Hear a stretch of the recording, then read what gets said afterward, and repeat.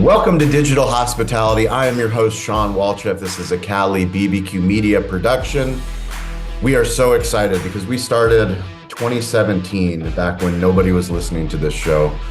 We started this podcast with an inherent belief that there were other hospitality professionals throughout the world that wanted to improve their business, that we weren't the only ones that wanted to improve our business, that we were the only ones that actually believed in storytelling, believed in technology could improve our businesses, and believed that if we had the courage to just consistently tell stories and, more importantly, interview people that we respected and admired, that eventually we would build a community of people all over the globe. And here we are 7 years later. We have a rising tide of digital hospitality leaders that meet on LinkedIn every Wednesday and every Friday at 10 a.m. If you're listening to this, please join us on LinkedIn Live. You can connect with me there. But more importantly, I get to have great conversations multiple times a week with people that I respect and admire, that I find through content, through storytelling, through friends of friends. Today, I have the privilege of welcoming Bill Lindsey, who is the partner and co-founder of COGS-Well. And Bill is an industry titan. He is somebody that I was so fortunate to meet in a tech group that we meet once a week with Matt Wampler of ClearCogs. So Matt introduced me to Bill, and I started listening to Bill. And I started going, oh my gosh, this man has so much deep knowledge of restaurants, so much deep knowledge of technology. It's only a matter of time that I get him on Digital Hospitality. And here he is. Welcome to the show, Bill. Thank you so much. What a great introduction. I appreciate that, Sean. I am so happy to have you on. I'm going to start with a difficult question because that's my job. So I'm going to give you three numbers, and you need to guess what these numbers are. All right. 61, 48, and 102. 61, 48, and 102? Wow. Well, 61, I'll take a guess. If my prime cost is 61, I'm circling the drain. 48, if I'm selling into 48 states with my software, I'm happy. And 102, if I'm fortunate and live to 102, maybe we'll repeat this podcast. How about that? There you go. See, a storyteller at heart. No, what those numbers those are the reactions that Bill got from his videos that I and our community inspired him to post on LinkedIn. Very good. And yes, you did. I certainly credit you for that. Let's start there. This is a storytelling podcast. So let's get uncomfortable and talk about the videos that you made for LinkedIn. Okay. Anybody that's listening to this, I want you to connect with Bill on LinkedIn specifically, because he's had the courage to do the things that we've been talking about for so long on this show. But I'm so impressed that not only that you did them, but the community of people that love you, that respect you, that want to see more of you. So share a little bit with our audience what happened. Oh, thank you. Very kind again. So just to bring everybody up to speed, I was listening to Sean on a different meeting, Zoom meeting, the tech meeting that he mentioned. And I started thinking to myself, this guy makes sense. And the thing that you said that really triggered me is don't worry about it. Nobody's worried about any of that stuff that you're worried about. Just get out there. And if you make a mistake, then do it again tomorrow and don't make a mistake. So I sat long and hard and I said, all right, I can't just do one. I've got to have some kind of a series in mind. So I took 4 fundamental values of COGS-Well and turned them into 3 videos, a couple 3 minutes each one, and just talked about what it is that we do and what makes us different. And recorded those, put them up online, and was absolutely stunned at the reactions that I got. So I certainly credit you for that. And I have a few more in mind that I intend to do now that I'm back from the National Restaurant Show. I was going to try to do something at the NRA, and it just seemed like it was just too much going on to try to do that as well.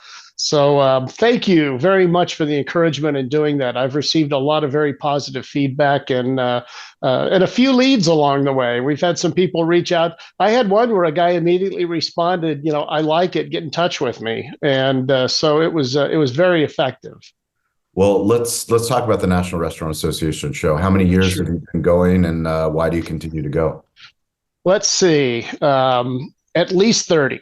I've been going to that show most of my adult life. I've been in restaurants, one form of technology or running and building restaurants, all of my life with a very brief career as a casino craps dealer when I moved to Las Vegas and couldn't get a job managing a restaurant and didn't want to go back to waiting tables. So I've been going to the NRA show forever, and it's amazing to me that that many people show up. What is it, like 100,000 people? The Yeah, official number from the show was 58,000. 58,000. Yeah. It felt like twice that many, and I know you were there and felt the same thing. To me, the best part of NRA is I have a new person working with me named Nina Whelan. And Nina's been in restaurants all of her life, but she's never been to the National Restaurant Show. So we walked into the show, we went into the main lobby, and we took a look at the North Hall. And I said, by the way, this is the small one. The big hall's behind us over on the south side. Yep. And when you realize the scope of this thing, I do love the fact that they finally created a tech pavilion about 15, maybe 20 years ago. We used to be in between the tamales and the cookie scoopers. And there was like food waste and our trash cans filling up, and we're trying to do product demonstrations for technology. So at least now we kind of have a corner that we can all relegate ourselves to.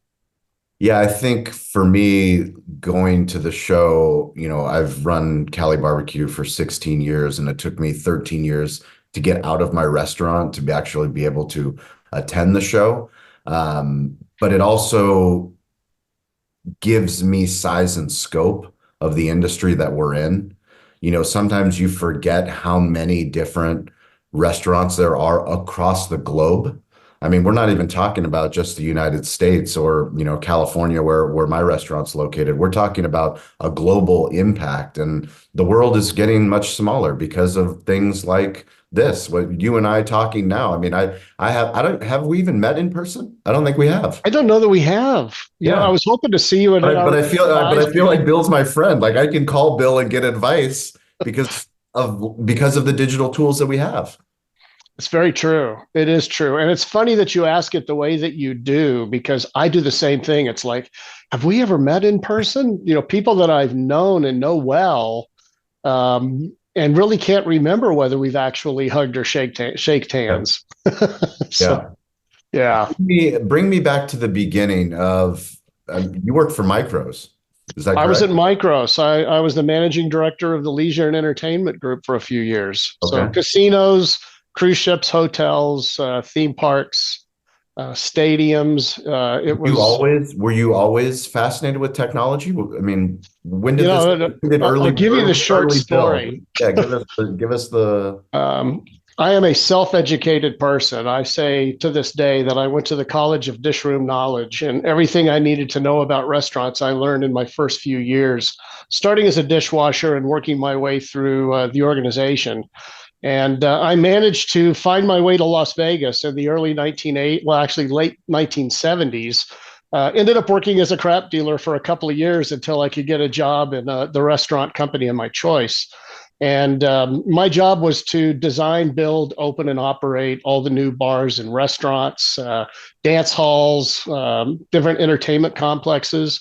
And we got up to 5 casinos, Sean, and we were armed mostly with number 2 pencils, and it was just overwhelming. And so we got into technology because there was none. PCs were just starting to become something that you might be able to play a game on, but they weren't really business focused yet. So I had a great idea on how to better manage all of the casino food and beverage operations through a computerized system. And we hired a company that wrote gaming software because it was the only company we knew. And we built it on a platform called a System 36. It's IBM mid-range computers, bigger than 2 desks, this computer in an air-conditioned room on a platform. And the company that took that job was owned by a woman who's now my wife, and that's how I met her. Wow. Really? Yeah, I like to say I came by it honestly, and 2 things happened. One of them was I fell in love with her and realized if I stayed in casino food and beverage, I would never see her. Yeah. And the other one was I'm looking at this technology and saying, there's nobody out there like me that, the way I explain it is there's too many people selling technology to restaurants that never bust a table and have no idea what the reality is in a kitchen. And everything looks good theoretically, but few things practically will work. Yeah. So I've been developing this kind of software either directly or with partners or through other companies now since, the mid 1980s. So yeah, quite a bit of history with it. Do you remember getting your job at Compete? I do. In fact, I was representing Compete's biggest customer. I was a consultant for Dave & Buster's, and Buster was very, very generous with me. He had a couple of Buster. Oh yeah. Really? Buster's not only a real guy, but he's a dear man, and unfortunately, we lost him last year. But Dave was a 21 dealer in Las Vegas and went to UNLV, which I found out after I met him. But I was hired as a consultant at Dave & Buster's. And the reason was I sold them a DOS-based inventory system that was basically supported, written, owned by the 3 guys that I'm partnered with today in COGS-Well. So this is a DOS-based system, and we put it in Dave & Buster's about 1989, 1990. And they brought me back as a consultant to help them find something new in the year 2000. So 10 years later, they were still on a DOS-based system. So my job was to find a replacement for the software I put in there 10 years earlier. And I met Harry Barkerding, who was the original founder of Compete. There were like 4 people in the company at that time.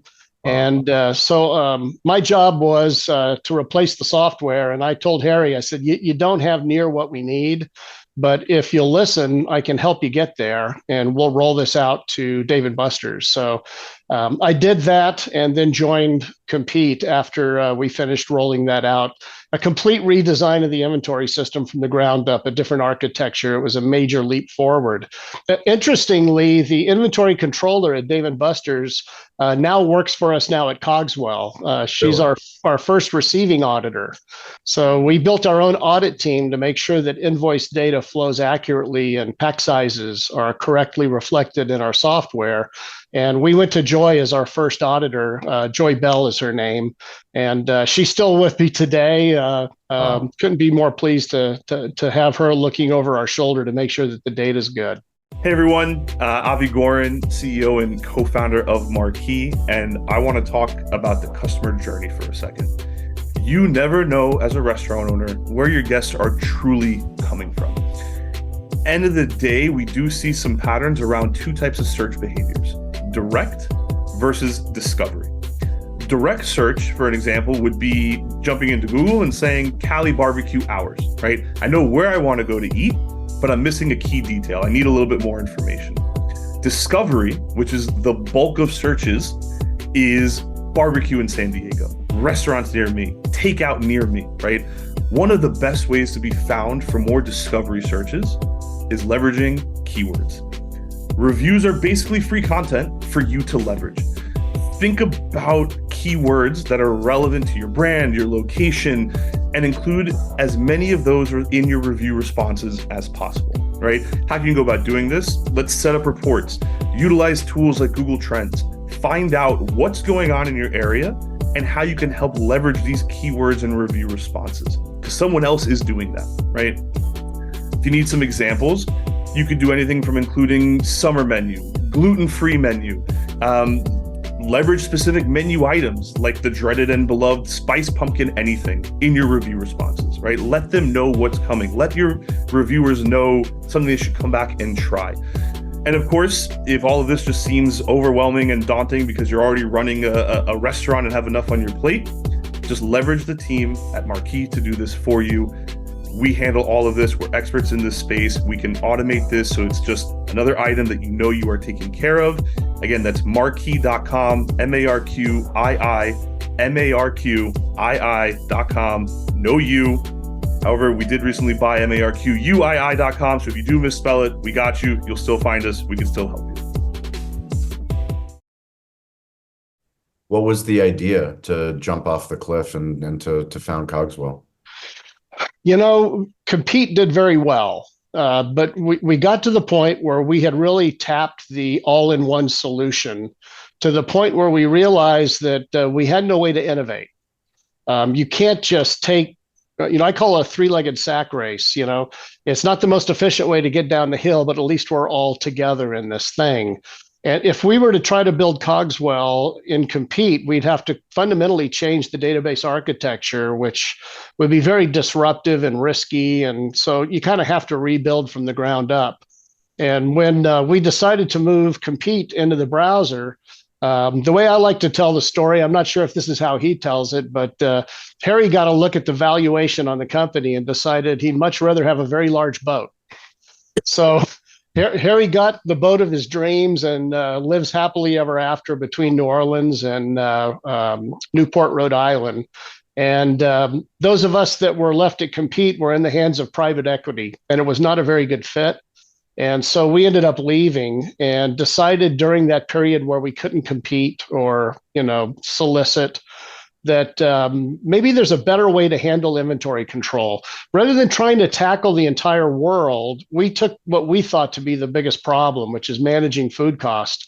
And for anybody on this podcast that's ever set up an inventory system, I don't have to tell you, it's one of the more miserable jobs you'll ever have in your career. And we decided maybe there's a better way to handle this. And I was actually doing strategic advisory work for Plate IQ, my good friend Bavuk. He approached me and asked if I would come and help them with Plate IQ. And I contacted the guys, my friends who are now my partners, and we all put our heads together and said, this is pretty good data. This plugs the hole between EDI and all the vendors at the back door with paper invoices. And so I have a very talented partner named Mike Brown, who is the technical resource behind COGS-Well.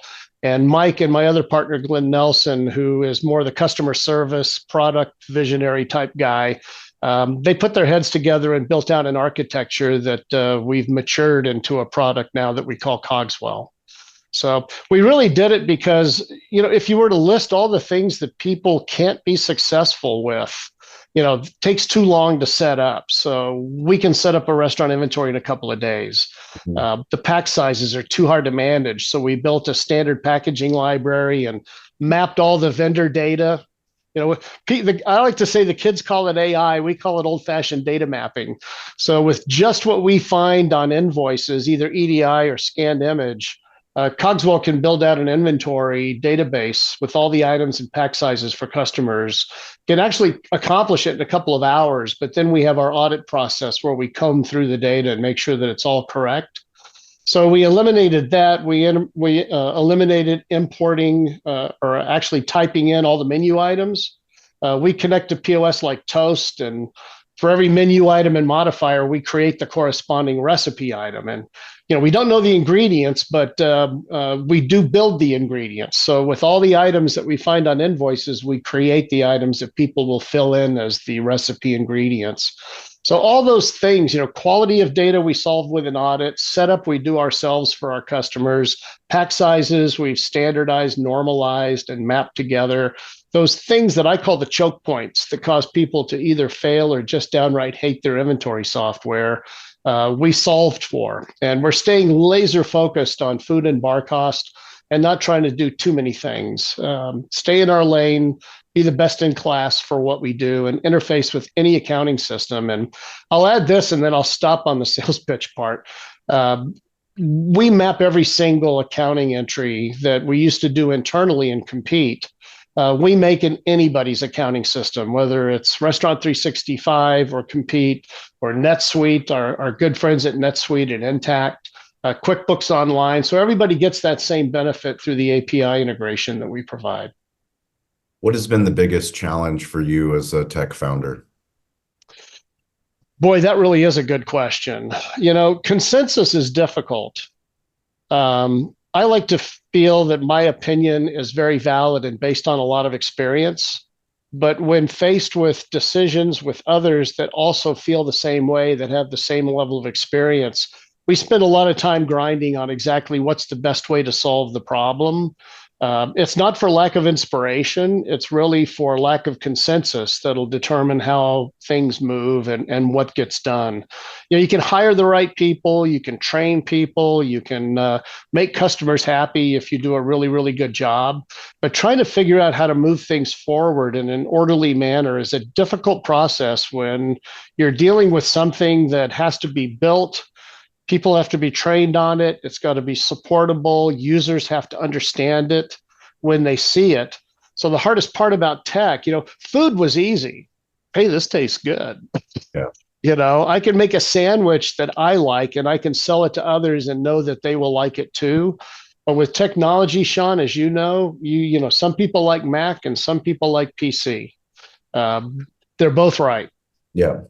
Yeah. I think that's a great discussion point, and it's something that how do you create something that is usable, not just because it's an app that goes on a phone. I mean, I have 87 different apps on my phone, but what matters is the ones that I click every single day to run my business, whether it's the media business, whether it's the barbecue business, whether it's my own personal tech stack.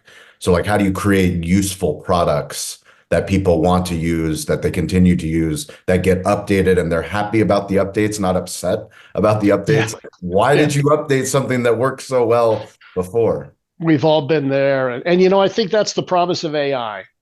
I think the promise of AI is instead of silos of apps, there will be an overreaching technology that knows how to take advantage of all those different applications and all the data that they collect in some meaningful way. People are building personal AIs now, which I find very, very compelling, because I want the answers I want. I don't want the answers that somebody else thinks that I should want. Steve Jobs, I think, said it best. I don't ask people what they want because they have no idea. I show them what they want.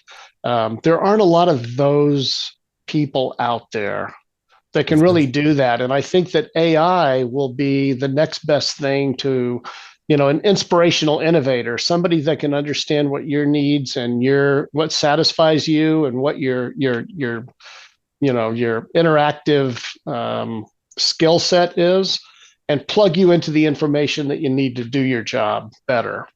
That's very interesting what you said about Steve Jobs, because one of my favorite quotes is from Rick Rubin, the phenomenal. I love Rick.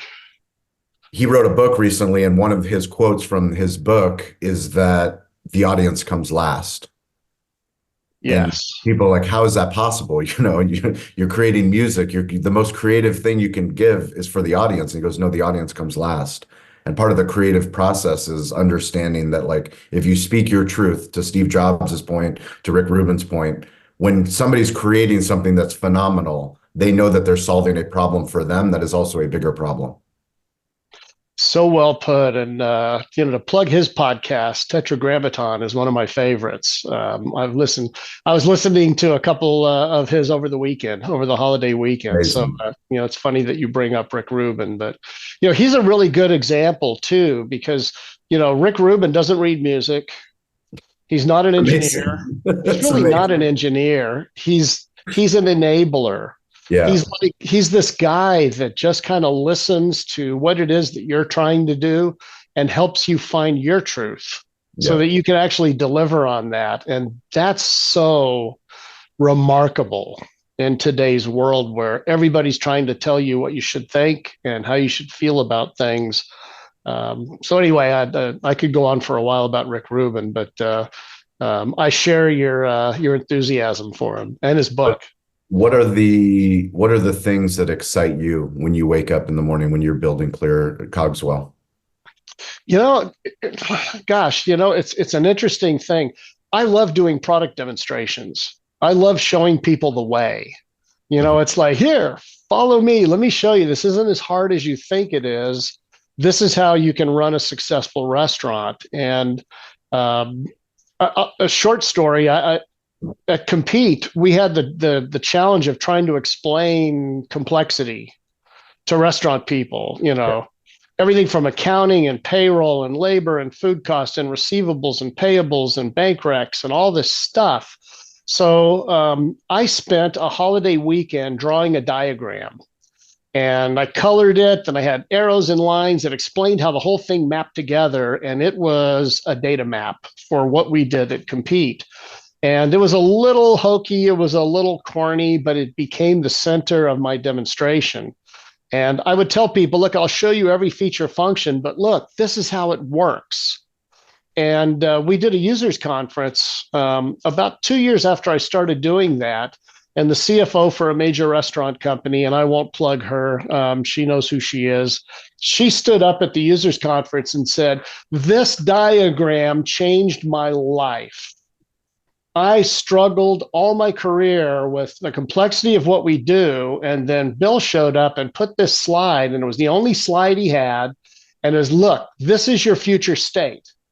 I can tell you how to get there, but this is where you want to be. She said, I bought into that vision, and my company runs much better now for it. And that was one of the greatest moments of my career when she did that. So I reflect on that now. And when I'm doing product demonstrations with people and you can hear people start to, oh, you hear these little exclamations in the background, that fuels me and gives me tremendous satisfaction that I'm actually helping somebody.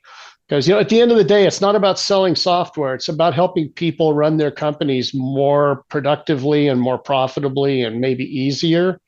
And when you find a way to do that, all the rest of it is just tactics. What does the product demonstration of the future look like? Yeah, that is a great question. I mentioned Nina earlier. I've been training Nina for almost a year now on how to do a product demonstration. And I keep telling her the same thing. I have no idea how or why any of this works. It's just how I do things. You have to develop your own style and your own vocabulary. Copy anything that you like, but we're all different, and you may connect with some people and not connect with others. But I think the problem that I see, Sean, is people go on websites. I had this happen to me like 2 weeks ago. I got in a demo with a guy, and I was starting to explain why COGS-Well is different. And he says, I've been to your website. I've seen all this. Do you have anything different to show me that I can't find on your website? And it caused me to stop and say, the website's kind of a carrot. It's to get you interested enough to see how it all works. If you just take the word of a website, it's easier, it's better, it's faster, it's more intuitive. You'll never quite get there. So, maybe AI plays into that, but I really do think it's a personal connection between the person that's showing the way. Follow me. Let me show you how all this works. This is, a process that you can do as well, is always going to be the best way to have people. You need a little bit of an emotional attachment to the software because it gets ugly when you're changing how people run their businesses, even if you try not to be intrusive. I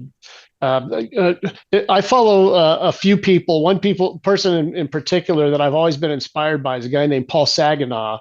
He's in Las Vegas now, but he was one of the founders of Zingerman's up in Ann Arbor. And I sat through a presentation with Paul, and he said something I'll forever credit him for. In every great project, there comes a period of doubt and blame. I knew this was never going to work, and it's your fault for taking us here. And if you can learn how to survive that stage of doubt and blame when things start to get rough, and inspire people to come on over the hill, the grass is greener on the other side, at least you're heading downhill now, you can be much more successful. That's amazing. Well, Bill, and if Paul's out there, I love him for that and many other things that he said that have inspired me in my career. Well, the persistence is something that my grandfather taught me so many years ago. The things that I remember, we always say, stay curious, get involved, ask for help. And usually we forget to ask for help when it gets tough. Yeah. Yeah. Was your grandfather in the restaurant business? He wasn't. Well, he got us into the restaurant business. He was a medical doctor. He Ah, immigrated here. He was born as a farm boy, immigrated over here, had a thriving medical practice, and then got into real estate development. And one of the properties that he developed was the restaurant that I now own. So no kidding. he leased it out to a woman. It was a breakfast place, and then we took over when I was in sixth grade. I started bussing tables and washing dishes at that restaurant and that's the restaurant that I now own. But That's the amazing. irony in all of the restaurant and all of this stuff is that everything comes back to storytelling. It comes back to the, It Bulgarian does. farm boy that wanted to. I mean, I worked with him for 3 years at the end of his life to self-publish this book, The Harvest. And now the work that I do with this show and all the shows that we do is helping entrepreneurs, business owners to tell their story. You know, And where did he come from? he came from Bulgaria, Bulgaria. a village in Bulgaria. Yeah. So my grandfather came from Cyprus. Wow. And yeah, came to Southern Virginia, opened a restaurant on a dirt road with a Really? 99-year lease, and everybody laughed at him until about 3 months after he opened, they announced the new highway system would be going right in front of this Ah, building he leased on a dirt road. beautiful. He did quite well, but I never met my grandfather. He died before I was born. But I had two pictures of his restaurant that were in the paper. And I did a restaurant in Las Vegas called Mary's Diner. It was an old 50s style Pullman diner. And I used those two pictures and I picked out as many elements as I could. And I incorporated them into the design of the restaurant. And when we opened the restaurant, I brought my mom down and said, "Do you recognize any of this?" Because she grew up upstairs from that very restaurant. Wow. Interestingly, my mom's story, she never learned to cook. She married my dad, and she's like this restaurant child that would know all this stuff, and she had never learned to cook because women were not allowed in the kitchen. Hmm. You have no place in the kitchen. Go out front, talk to the customers, run the cash register. So it's interesting, these cultural things that come to us, but that's probably how we both ended up in the restaurant business. It was just always something I knew that I thought I could do. Yeah. So we're going to ask you your personal tech stack. This is a part of the smartphone storytelling segment of the show. I do this on most of my shows because I want to learn, are you an Android or an iPhone user? I'm an iPhone. iPhone, which version? Uh, I think I have an iPhone 12 or 13. Okay. Not the most recent one. I'm always like two When do builds. when do you two builds back? When do you upgrade? Yes, somewhere in there. I'm usually back one or two because the price is right. It's almost as Price is good. right. Fair enough. Yeah, Do you prefer email or text message? I prefer email. Email. How many emails do you get a day? Too many. How many? Give me an estimate. I probably get 100 email a day, and that's not. A lot of that is just information. Hmm. But I build my own filters, so when my emails come in, they sort into different buckets. Uh, Perfect. How People many? will tell you that I get back to them very What's your quickly. favorite bucket? My favorite bucket is prospect.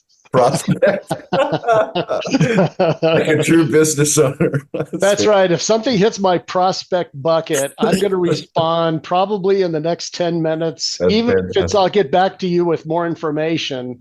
I figure it's hard for people to send messages, and if they immediately get a response back, it encourages them to send more. Do you prefer phone calls or text messages? I prefer phone calls. Do you leave voicemails? I will leave a voicemail depending on who I'm calling. If they're an older person, I'll leave a voicemail. If they're a younger person, I will text them and say, "Hey, I got your voicemail." Perfect. Do you use Google Maps, Apple Maps, or Waze?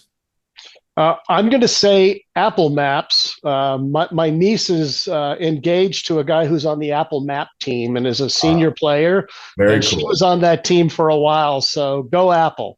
There you go. I love it. I haven't heard Apple Maps, but that you got someone on the inside. Root for them all you can for sure. What is your most used apps? Frequently used apps.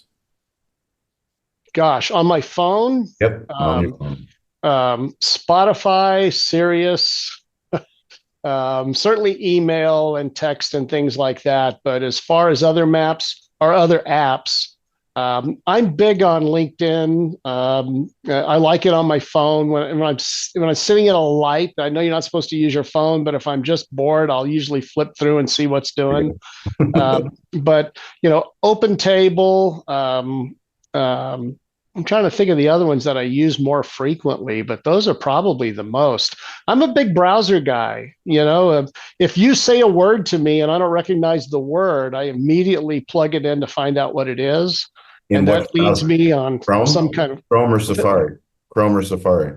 I like Safari on the iPhone, but I'm a dyed-in-the-wool Chrome user on my PC. Okay, awesome. Are you using ChatGPT on your phone? I am. I'm trying to. Let's put it that way. It reminds me of when the internet was getting started, and I got a browser, and I'm sitting in front of it with the world at my fingertips, and I'm like, okay, what do I do? What do I ask? What question do I have?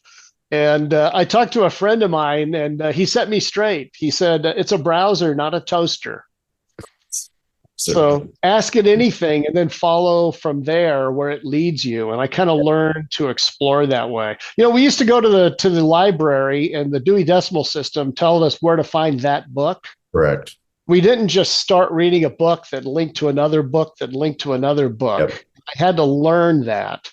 And once I did, it changed everything for me. Tell me something I don't know, especially something I never thought to ask. Yeah, for sure. Well, Bill, we really appreciate it. What's the best place for people to find you, to connect with you, to get a product demo of COGS-Well? If they go to cogswell.com, COGS hyphen, we had to put the hyphen in there, yep. WELL, so COGS-Well. There's a form there, a contact form. You can also, if you really want to just get to me, it's bill@cogswell.com, COGS-WELL.com, and I promise I'll get back to you promptly. And we will put a link for Bill's LinkedIn so that you can follow his videos. Thank you. On LinkedIn. Bill, we truly appreciate it. If you guys are listening, please join us on LinkedIn Live every Wednesday, every Friday, 10 a.m. Pacific time, 1 p.m. Eastern time. If you're in UK, it's 6 p.m.